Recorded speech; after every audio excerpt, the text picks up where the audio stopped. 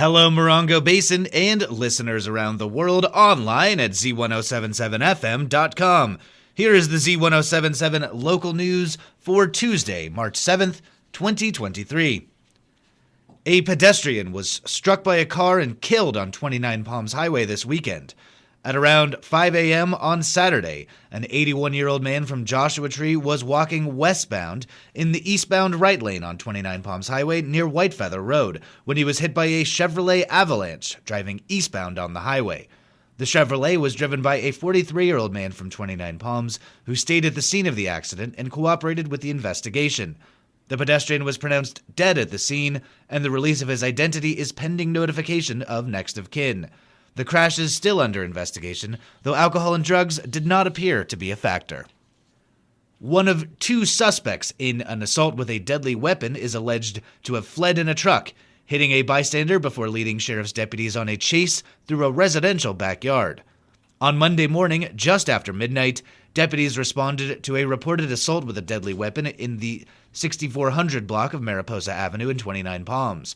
When they arrived, deputies report that a pickup truck fled the scene, hitting a bystander and causing minor injuries. Deputies pursued the truck as it drove through a backyard, causing a large amount of damage. The driver, identified as Julian Medina, a 20-year-old resident of 29 Palms, is said to have abandoned the truck and then fled on foot before he was captured by deputies. An investigation revealed that Medina and Dennis Morales, a 49-year-old resident of 29 Palms, pointed a realistic-looking air rifle at two victims, both identified as residents of 29 Palms. Deputies say that one of the victims was able to incapacitate Morales, who remained at the scene of the suspected assault as Medina fled. Julian Medina and Dennis Morales were arrested on suspicion of multiple felony charges and booked at the Morongo Basin Jail.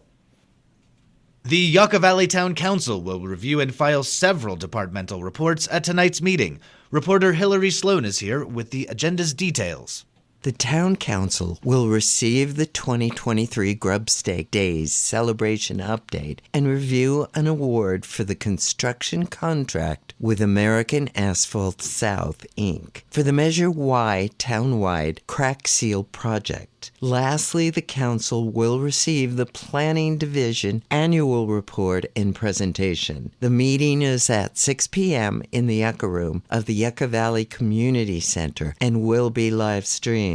For a link to the meeting, see this story at Z107.7fm.com. For Z107.7, this is reporter Hillary Sloan. The 29 Palms Planning Commission will gather this evening to host study sessions on housing for the homeless, structure usage, film permits, and campgrounds. Reporter Heather Clisby has more on tonight's meeting.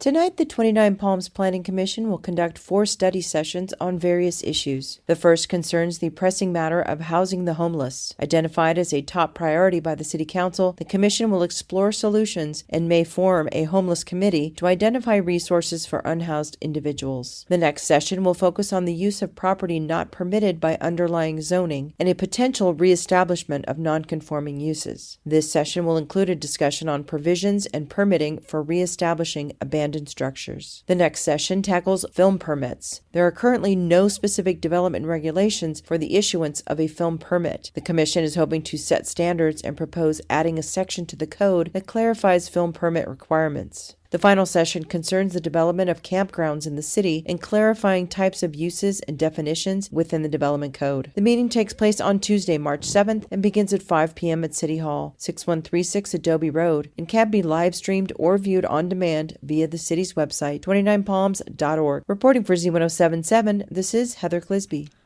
The controversial 640-acre glamping development proposed for Flamingo Heights is the subject of a public hearing at Thursday's 9 a.m. meeting of the County Planning Commission in San Bernardino. Reporter Mike Lipsitz is here with more details. Beverly Hills developer Robot Land Company is seeking a conditional use permit for a 75-unit glamping resort on 25 acres of a 640-acre parcel. Proposed for the east side of State Route 247 near La Brisa Road, the campground would also feature a restaurant and bar, camp store, pool, restrooms, workshop buildings, emergency helipad, common area gardens, and a 100-space parking area. Thursday's meeting will be live streamed to the video conferencing facility at the County Government Center on White Feather Road in Joshua Tree, where the public may attend and comment. See this story at Z107.7fm.com for the complete agenda, staff report, and instructions on other options for viewing or participating. Reporting for Z107.7 News, this is Mike Lipsitz. A helicopter and dogs were used to locate a missing 8-year-old in 29 Palms on Sunday. At around 1:45 p.m., deputies from the Morongo Basin Sheriff's Station responded to the 6600 block of Sahara Avenue after receiving a report of a missing 8-year-old girl. It was reported by family members of the missing child that she chased after a dog that had escaped from the house. The dog eventually returned, but the 8-year-old did not. A search involving the Sheriff's Aviation and Canine units ultimately found the 8-year-old unharmed and hiding in a shed at a nearby property. The child was returned to her family.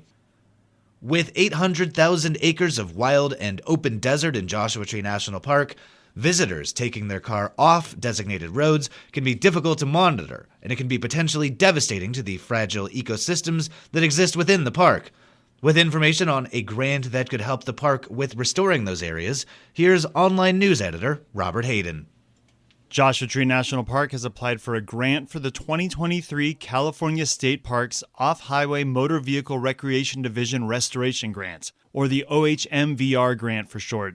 If awarded the grant, the funds will be used to support several projects, including monitoring for invasive vegetation that can come in from illegal off-roading driving activities, more law enforcement patrolling, and educating visitors and creating signage to deter vehicles from driving off designated roads. In addition, there are off-roading hotspots in the national park that would receive extensive fencing to prevent current illegal off-road driving activities. The park submitted the preliminary application yesterday, and it's available for public comment from March 7th to May 1st. The OHMVR division distributes $30 million annually, with 25% of that being allocated for restoration projects. Grant funds are collected from gas tax, entrance fees, and OHV sticker registrations to support several categories of grants available to federal, state, city, county, and district agencies. If you want to review the grant application and provide comments, we'll have a link at this story at Z107.7fm.com. Reporting for Z107.7 News, this is Robert Hayden. The 29 Palms High School Lady Wildcats softball team traveled to Cathedral City for their league opener and came away with a 4-2 victory. Jenica Silvis was credited with the victory. She pitched all 7 innings, allowing 2 runs on 4 hits and striking out 15 batters. The Lady Cats tallied 10 hits. Gabby Wonderly, Tua Young, and Jenica Silvis each had multiple hits. The Lady Cats play next at home against the Lions on Thursday at 3:30 p.m.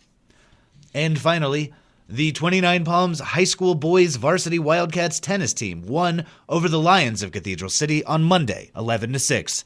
In singles action, Jason Palayan won 2 of his sets. Lake Gordon won 1 set, while Justice Fontius won 1 of his sets.